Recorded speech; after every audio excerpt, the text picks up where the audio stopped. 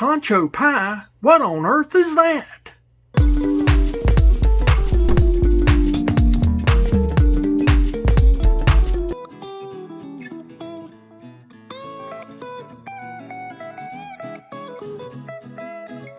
For our recipe today, we're going to be doing a old 1940s dish from Deep South called Poncho Pie, and I'm going to be revising it. So we'll need some yellow corn potato chips, some Mexican blend cheese, milk, cream cheese, 2 eggs, some sliced mushrooms, taco seasoning, fresh pork sausage, actually I'm not going to do whole kernel corn, hold on.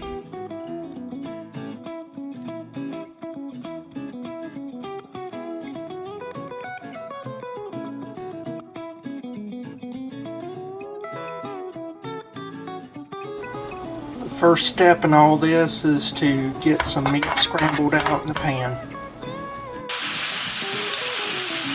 Now to the scrambled sausage meat, I'm going to add in the mushrooms to saute. Just to recap, we have 1 1/4 pounds of pork sausage, 6 ounces of sliced button mushrooms, fresh, and now I'm going to toss in a 6-ounce can of black olives with the juice, and I've sliced these because I couldn't find the pre-slice. This will deglaze the pan. Now that most of the water has been evaporated off from the olive brine, I'm going to toss in 16 ounces of some thick salsa. Stir this in. I'll put a little bit of water in there just to get the rest of this out. And here's the rest of the salsa after I washed out the jar. If you want, you can add in some crushed pepper flakes or hot sauce to make it a little bit more zesty. I've got some chilies here from Mexico. They're extremely hot. They're very small. And so I'm going to just take a little pinch of salt to grind these up, and then I'm going to add that in just for me because we like it a little hotter than most people, and frankly I couldn't find hot salsa in the market. Okay, the peppers are all ground up with mortar and pestle. They'll go in next.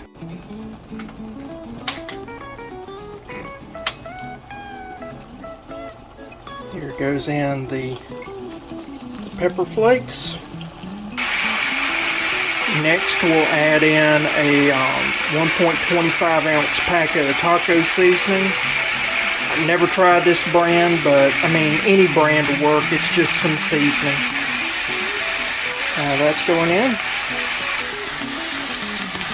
To help the taco seasoning incorporate a little bit more, I'm tossing in some water, just a little bit, not much, not even a cup. Now that I've turned off the heat, I'm going to toss in my 8 ounces of chopped cream cheese and let this kind of melt down a little bit and warm up.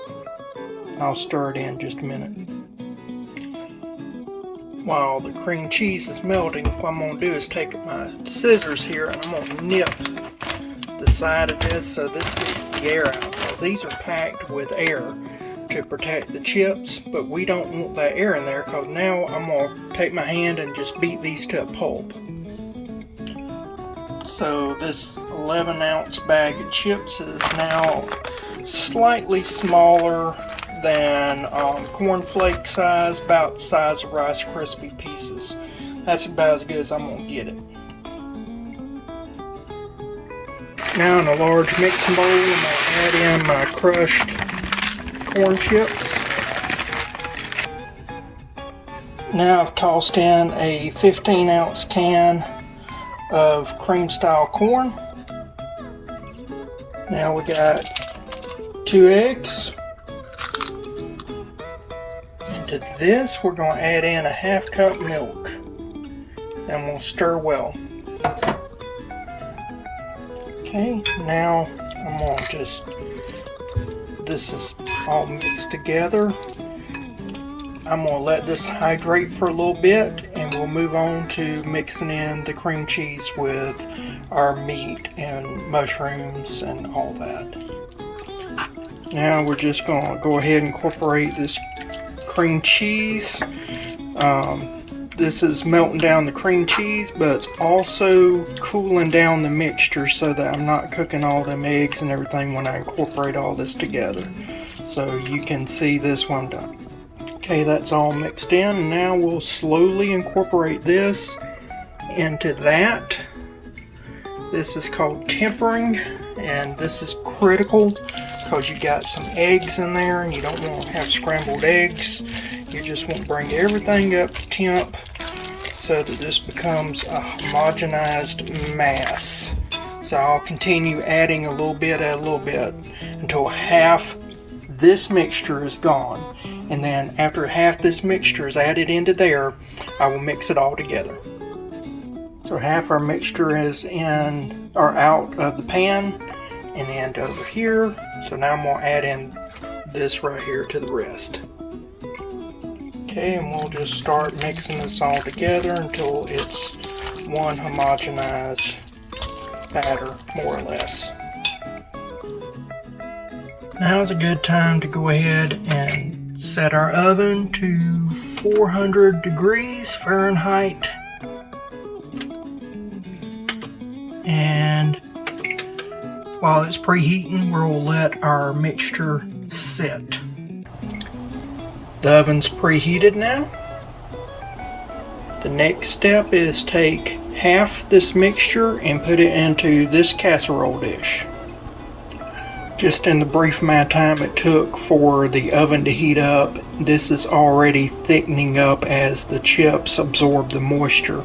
And I just took a simple spoon and just leveled this out as best I could. And now we're going to add the shredded cheese. And this is 1 pound of finely shredded Mexican style cheese. It's a blend of Montery Jack, Cheddar, Asiago, and quesadilla cheese. Okay, so this is a pound container. What I'm reserving probably about a cup. And I've already got the rest in here. So what's going to happen is I'm going to put some more of our mixture on top of this. And then I'll bake it. And then the last 20 minutes or so after cooking, then I'll add the remainder of the cheese. Now I recommend dolloping out around the corners, and then that really helps you when you're trying to smooth this out because you've already got majority in the areas that's the hardest to get into, and then you can just kind of move from there. So I'll get this all smoothed out.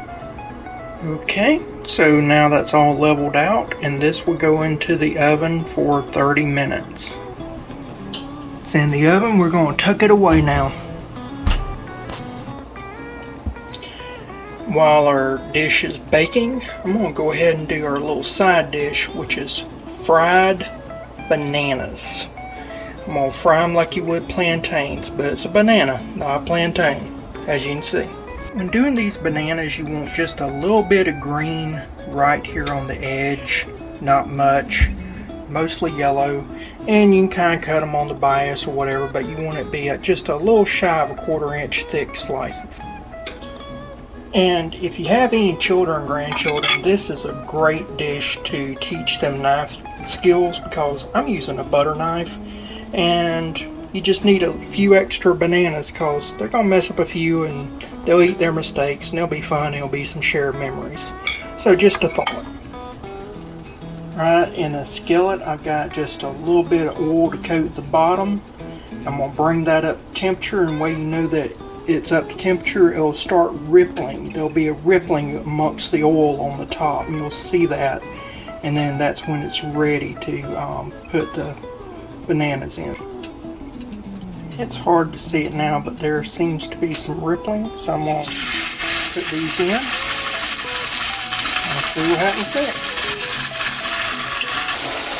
Now they're starting to brown, so I'll flip them over. Just like that, they're already browned up, and I'm going to take them out of the oil and salt them. So the dish is done. Now time to put cheese on top. Okay, so cheese is on it, going back into the oven for 20 minutes.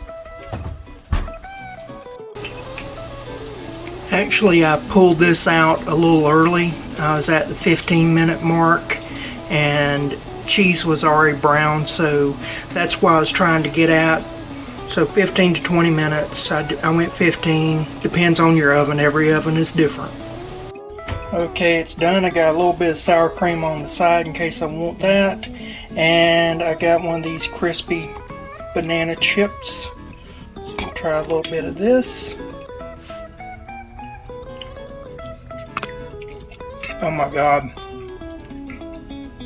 Not bad. I'm gonna get one of these chips. I don't know if you can hear it crunching, but it's crunchy and sweet and addictive. I strongly urge you to try this meal. It is going to be a game changer, especially if you're trying to eat on a budget and trying to feed a bunch of people. I hope you like it. I'll see you again next time. Bye.